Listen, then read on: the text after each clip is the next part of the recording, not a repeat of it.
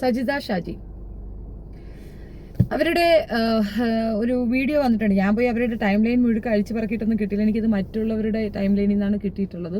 അപ്പം ഞാൻ അവരുടെ നിന്ന് കോപ്പി പേസ്റ്റ് ചെയ്തിട്ടാണ് ഇവിടെ ഇത് പ്ലേ ചെയ്യുന്നത്. കുറച്ച് ഭാഗം കേൾക്കാം. ഹായ്, അസ്സലാമു അലൈക്കും. എന്താണ് വിശേഷം? എല്ലാവർക്കും സുഖമല്ല? എല്ലാവർക്കും സുഖമാണ്. പിന്നെ കുറേ കമൻറ്റിലില്ലേ വിധവയാണെന്നുള്ള കമൻറ്റ് വന്നു. ഇനി വിധവ എന്ന് പറയില്ല. എൻ്റെ കല്യാണം ആണെന്ന് ഞാൻ പറഞ്ഞില്ല. എൻ്റെ നിക്കാഹ് കഴിഞ്ഞിട്ടുണ്ട്. എൻ്റെ മെഹറാണ് ഈ കഴുത്തിൽ കിടക്കുന്നത്. ഓക്കെ, ഈ കഴുത്തിൽ കിടക്കുന്നത് മെഹറാണ്. ഇതിന് ഇനി ലോക്കറ്റും കൂടി വരാനുണ്ട്. ഞങ്ങളുടെ രജിസ്റ്റർ മാരേജ് ഇപ്പോൾ ഞങ്ങൾ കഴിഞ്ഞിട്ടുണ്ട്. നിങ്ങളോട് പറയാണ്ടിരുന്നതാണ്. ഇപ്പോൾ എല്ലാം കഴിഞ്ഞതിന് ശേഷം ഫുള്ളായിട്ട് പറയാമെന്ന് വിചാരിച്ചു. അപ്പോൾ നിക്കാഹ് കഴിഞ്ഞു, എൻഗേജ് എന്താ പറയുക, മെഹറിട്ടു, എല്ലാം കഴിഞ്ഞിട്ടുണ്ട്. അപ്പോൾ ഇനി വിധവ എന്നുള്ളത് പറയണ്ട. എന്തിനാ ഇങ്ങനെ വിധവ പറയുന്നത്? അപ്പോൾ വിധവയല്ല, അപ്പോൾ വേറെ ഒരാളുടെ ഭാര്യയാണ്. അപ്പോൾ അത്രയൊക്കെ പറയാനുള്ളൂ. Okay, bye.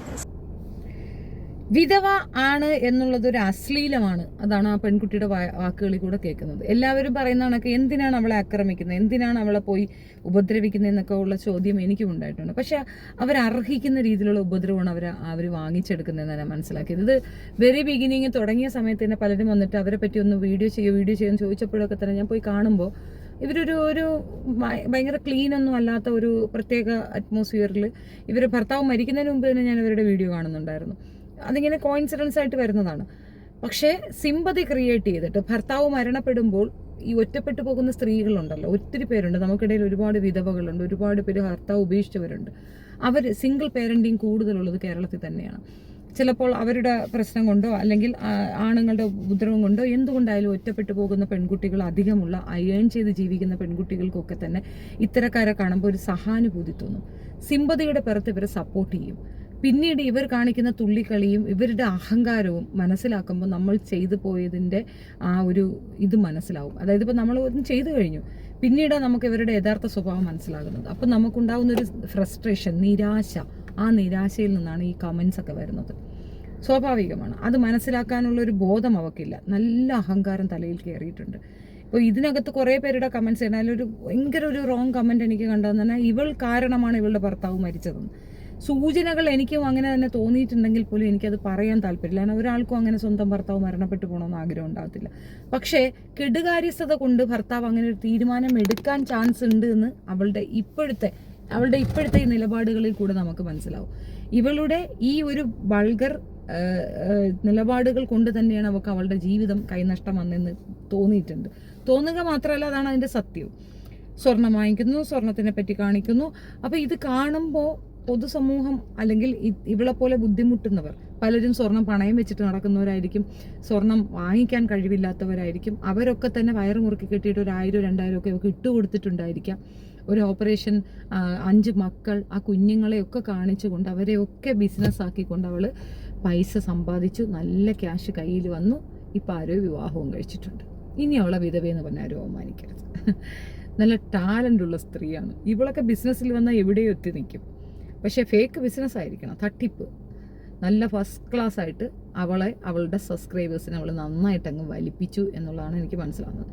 ഇതിനകത്ത് മോറൽ സൈഡ് പറഞ്ഞിട്ട് കുറേ പേര് വരും, എന്താ കുട്ടിക്ക് വിവാഹം കഴിക്കണ്ടേ? ആച്ചോടാ, പിന്നെ വിവാഹം കഴിക്കണം.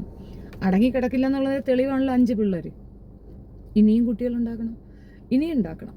എന്നിട്ട് ഇതേപോലെ എന്തെങ്കിലുമൊക്കെ സാമ്പത്തിക പ്രാരാബ്ദം വരുമ്പോൾ കെട്ടിയും തൂങ്ങി ചാവണം. നാട്ടുകാർ ചിലവിന് കൊടുക്കണം. നിങ്ങൾ കുഞ്ഞുങ്ങളെ ഉണ്ടാക്കുന്നത് നിങ്ങളുടെ ഉത്തരവാദിത്തമാണ്, നാട്ടുകാരുടെ അല്ല. നിങ്ങൾ കൊച്ചുങ്ങളെ ഉണ്ടാക്കിയിട്ട് ഞങ്ങൾക്ക് ചിലവിനിരുന്നാലും സൗകര്യമില്ല തരാൻ.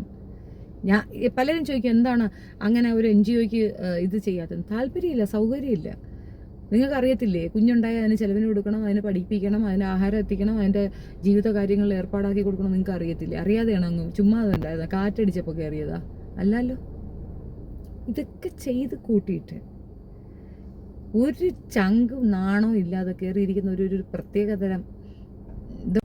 ഏതായാലും സബ്സ്ക്രൈബേഴ്സിനെ പറ്റിക്കുക മാത്രമല്ല വലിപ്പിക്കുക കൂടെ ചെയ്തിട്ടുണ്ട് പുള്ളിക്കാരത്തി. ഇപ്പോൾ ഇവൾ എന്ത് വലിപ്പിച്ചു എന്ന് ചോദിച്ചു കഴിഞ്ഞാൽ അതെങ്ങനെയാണ് പറയുക, നമ്മൾ ഒരു വിഷയം കണ്ട് 5 കുട്ടികൾ ബുദ്ധിമുട്ടുന്ന ഒരു അമ്മയെ കണ്ടിട്ട് ഒരു എമൗണ്ട് സംഘടിപ്പിച്ചു കൊണ്ട് കൊടുത്ത മനുഷ്യരുണ്ടാവും.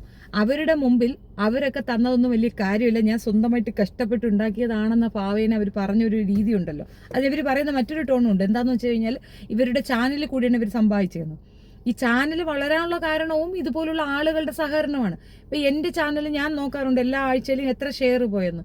ഷെയർ പോകുന്നതിനനുസരിച്ചിട്ടായിരിക്കും എനിക്ക് വ്യൂ കൂടുതൽ കിട്ടുക. ആരൊക്കെ ഷെയർ ചെയ്തു അവരൊക്കെ ഓരോ ഗ്രൂപ്പുകളിൽ കൊണ്ടിടും, ഇഷ്ടമുള്ളവർക്കൊക്കെ ഷെയർ ചെയ്ത് കൊടുക്കും. അങ്ങനെ ചെയ്യുമ്പോൾ സ്റ്റാറ്റസിലൊക്കെ ഷെയർ ചെയ്ത് വെച്ചാൽ പെട്ടെന്ന് ആളുകളിലേക്ക് എത്തും. അവരുടെ എത്ര കോണ്ടാക്ട്സ് ഉണ്ടോ അവർക്കെല്ലാം ഇതിൻ്റെ ഇത് പോകും. അപ്പോൾ അങ്ങനെ അത്രയും പേരിലേക്ക് അത് എത്തിച്ച് തന്ന ആ നന്ദി നമുക്ക് ഉണ്ടാകണ്ടേ, ഒരു സ്മരണ വേണ്ടായോ? അവരെ ഒക്കെ തന്നെ ഇകഴ്ത്തിക്കൊണ്ട് ഇവളൊക്കെ എന്തോ സംഗതി ഇവൾ കാണിക്കണം, അത് കാണാൻ എല്ലാവരും കൂടെ അങ്ങോട്ട് പോയെന്ന്. പക്ക ഫ്രോഡുവലുണ്ട്.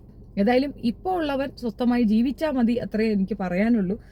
ഇങ്ങനെ ഇതേപോലെ തന്നെ വേറൊരെണ്ണം ഉണ്ട്, അറിയാമല്ലോ, വിധവ ആണെന്നുള്ള ഡ്രാമ കളിച്ചുണ്ട്. പിന്നെ ഇപ്പം വിധവയെന്ന് പറയല്ലേ, വിധവയെന്ന് പറയുന്ന അശ്ലീലമാണോ? വിധവ ആയി ജീവിക്കാൻ ഒരു ഇതായി പോയാൽ അതൊരു ഗതികേടാണെന്നോ അല്ലെങ്കിൽ അതൊരു ബുദ്ധിമുട്ടാണെന്നോ പറയാം. അത് നമ്മുടെ ജീവിതത്തിൻ്റെ ഒരു പാർട്ട്, അത്രയേ ഉള്ളൂ. അത് അത്രയും വലിയ അശ്ലീലമായിട്ട് എനിക്ക് മനസ്സിലായില്ല. അത്രയും എനിക്കത് മനസ്സിലാകുന്നില്ല. നമ്മുടെ പാർട്ട്ണർ നമ്മളോട് ഡിസ്കസ് ചെയ്യാതെ ആ രീതിയിൽ ഒരു തീരുമാനം എടുത്തിട്ടുണ്ടെങ്കിൽ നമ്മൾ അതിനകത്ത് അറിഞ്ഞോ അറിഞ്ഞാതെയോ കാരണക്കാരാണോ? 5 കുഞ്ഞുങ്ങളെയും നിന്നെയും തനിച്ചിട്ടിട്ട് പോകണമെന്ന് അയാൾ ചിന്തിച്ചിട്ടുണ്ടെങ്കിൽ അയാൾക്ക് നിന്നോടുള്ള രീതി അതാണ്. അവൾ തനിച്ചായി പോവും, എൻ്റെ കുട്ടികൾ അനാഥരായി പോകുമെന്ന് തോന്നൽ അയാൾക്ക് ഉണ്ടായിരുന്നില്ല. അയാൾക്ക് അറിയായിരുന്നു നിൻ്റെ ക്യാരക്ടർ ഇതാണെന്ന്. അതുകൊണ്ട് തന്നെയാണ് അയാൾ അങ്ങനെ ചെയ്തത്. അപ്പം നീ സെക്യൂർ ആയില്ലേ? അയാൾ ഉണ്ടായിരുന്നെങ്കിൽ ഈ സെക്യൂരിറ്റി എനിക്ക് കിട്ടില്ലായിരുന്നല്ലോ. ഏതായാലും കൊള്ളാം. കൂടെ നിന്ന എല്ലാവരും ഒരുപാട് പേര് ഇതിനെപ്പറ്റി പറഞ്ഞ് വിഷമം പറയുന്നുണ്ട്. ഒരു വിഷമവും വിചാരിക്കേണ്ട. ഇത്തരത്തിലുള്ള കുറേ എണ്ണം ഇവിടെ ഉണ്ട്. സഹതാപ തരംഗം ഉണ്ടാക്കിക്കൊണ്ട് നിങ്ങളുടെ അടുത്ത് കള്ളം പറയുന്ന സഹതാപോളികൾ വിശ്വസിക്കരുത്. ഒൺസ് അവരൊന്ന് റീച്ച് ആയി കഴിഞ്ഞാൽ അവർ നിങ്ങളുടെ അണ്ണാക്കി തരും. അവരുടെ ദൂർത്തിനും ആഡംബരത്തിനും നിങ്ങൾ വയറ് മുറുക്കി കെട്ടിയിട്ട് കൊടുക്കരുത്. അതിൽ പരം ഒരു പരാജയം വേറെ ഇല്ല എന്ന് മാത്രമേ എനിക്ക് പറയാനുള്ളൂ. And that's my point. നിങ്ങളുടെ എന്താണ് അഭിപ്രായം എന്ന് വെച്ചാൽ അത് കമൻറ്റ് രേഖപ്പെടുത്താൻ കേൾക്കാലോ എന്താ പറയണേന്ന്. Thank you. വീഡിയോ ഇഷ്ടപ്പെടുകയാണെങ്കിൽ ലൈക്ക് ചെയ്ത് കൊടുക്കണേ.